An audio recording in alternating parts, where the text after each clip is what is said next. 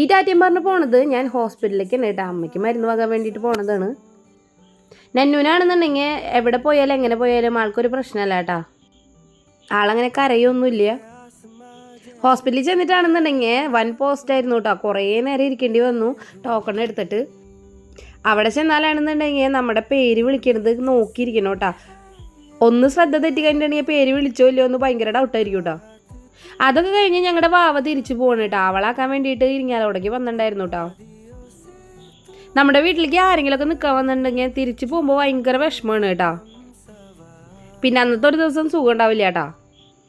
വൈകുന്നേരം ഇപ്പം നന്നൂനാണെന്നുണ്ടെങ്കിൽ ചെറിയൊരു ചൂടുണ്ടായിരുന്നു കേട്ടോ. അപ്പം മരുന്ന് കൊടുക്കാൻ വേണ്ടിയിട്ടാണെന്നുണ്ടെങ്കിൽ പെടുന്ന പാടാണ് കേട്ടോ കാണുന്നത്. ചുണ്ടിങ്ങനെ അടച്ച് പിടിച്ചിട്ട് നന്നു മരുന്ന് കഴിക്കാണ്ട് കുറേ നേരം എൻ്റെ അടുത്ത് കിടന്നിട്ട് ഓരോ കാട്ടായങ്ങൾ കാണിക്കായിരുന്നു കേട്ടോ.